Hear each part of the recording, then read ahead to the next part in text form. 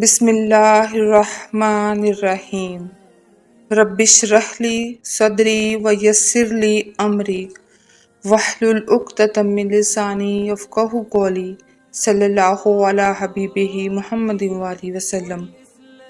السلام علیکم ورحمۃ اللہ وبرکاتہ۔ امید کرتی ہوں تمام احباب خیریت و عافیت سے ہوں گے اور اللہ سبحانہ تعالیٰ کی قربتوں کو سمیٹ رہے ہوں گے۔ محمد صلی اللہ علیہ وآلہ وسلم فرماتے ہیں، قسط نمبر 2 آپ کی سماعتوں کی نظر ہے۔ قسط نمبر 1 میں ہم نے حدیث کی تعریف، اس کے مفہوم کے بارے میں تفصیلاً گفتگو کی۔ آج ہم حدیث کی اقسام کے بارے میں بات کریں گے۔ اس سے پہلے حدیث کی چھوٹی سی تعریف دوبارہ سنیے۔ لفظ حدیث عربی لغت کے اعتبار سے نئی بات، نئی چیز، بیان، ذکر اور گفتگو وغیرہ کے معنی کے لیے مستعمل ہے، یعنی استعمال ہوتا ہے۔ لیکن شرعی اصطلاح میں حدیث سے مراد رسول اللہ صلی اللہ علیہ وآلہ وسلم کے اقوال و افعال و تقاریر کا مجموعہ ہے۔ تقریر کو سائلنٹ سپیچ کہنا زیادہ مناسب ہوگا، یعنی حضرت صلی اللہ علیہ وآلہ وسلم کے سامنے کسی شخص نے کوئی کام کیا یا کسی شخص نے کوئی بات کہی اور آپ صلی اللہ علیہ وآلہ وسلم خاموش رہے۔ آپ صلی اللہ علیہ وآلہ وسلم کی خاموشی اس بات پر دلالت کرتی ہے، یعنی اس بات کی دلیل ہے کہ وہ قول یا فعل شرعاً جائز ہے، ورنہ آپ صلی اللہ علیہ وآلہ وسلم اس کام کو روک دیتے یا منع فرما دیتے۔ حدیث کی اقسام 3 ہیں: قولی حدیث، فعلی حدیث، تقریری حدیث۔ سب سے پہلے قولی حدیث کے بارے میں بات کرتے ہیں۔ یہ وہ حدیث ہے جس میں سرکار دو عالم صلی اللہ علیہ وآلہ وسلم کا کوئی قول مذکور ہو، یعنی کوئی بات لکھی گئی ہو جس بات کا ذکر کیا گیا ہو۔ حضور صلی اللہ علیہ وآلہ وسلم کے کسی ارشاد، نصیحت یا حکم کو بیان کیا گیا ہو۔ احادیث اسی زمرے میں آتی ہیں۔ احادیث کی کتب میں 90-95% احادیث قولی ہیں، جیسے کہ حضور صلی اللہ علیہ وآلہ وسلم نے فرمایا، انما الاعمال بالنیات۔ بخاری اور مسلم شریف میں یہ حدیث موجود ہے، یعنی اعمال کا دار و مدار نیتوں پر ہے، کہ اعمال نیتوں پر موقوف ہیں۔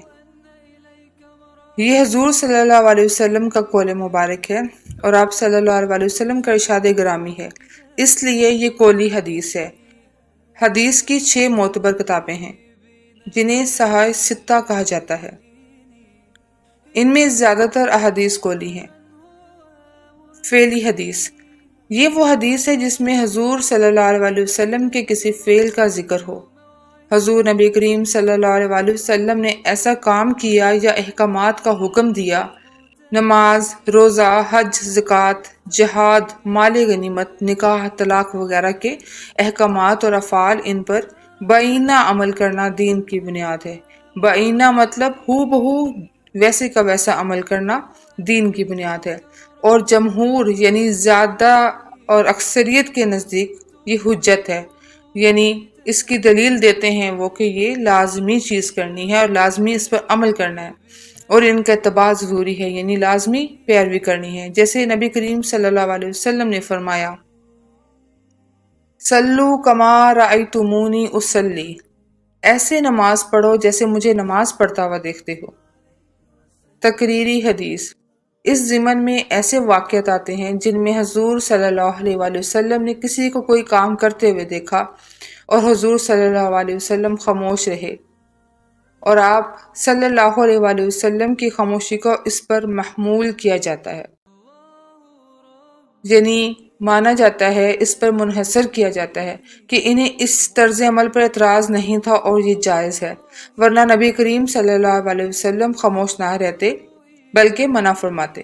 مثلا حضرت عمرو بن العاص رضی اللہ تعالیٰ عنہ پر غسل واجب تھا، لیکن بیماری کی وجہ سے وہ پانی استعمال کرنے پہ قادر نہ تھے، یعنی پانی استعمال کرتے تو بیماری بڑھ جاتی، چنانچہ انہوں نے حضرت صلی اللہ علیہ وسلم کی موجودگی میں تیمم کیا، اور آپ صلی اللہ علیہ وآلہ وسلم نے انہیں منع نہ فرمایا۔ ایسی احادیث تقریری احادیث کہلاتی ہیں اور ان کی تعداد بہت کم ہے۔ سامعین، آج کی قسط یہیں تک۔ امید ہے کہ آپ نے احادیث کی تینوں جو اقسام ہیں ان کے بارے میں اچھے سے جان لیا ہوگا، اور یہ آپ کا ایک طرح سے سبق بھی ہے اور قسط نمبر 2 بھی ہے اس سلسلے کی۔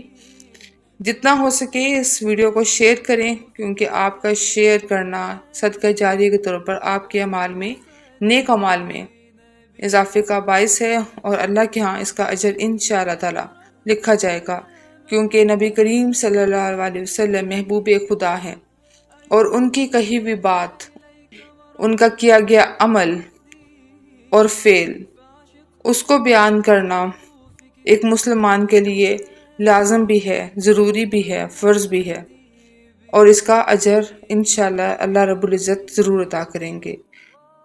سیدہ جنیدہ فاروقی کو دیجیے اجازت، انشاءاللہ اگلی قسط میں ملاقات ہوتی ہے۔ جزاک اللہ خیر۔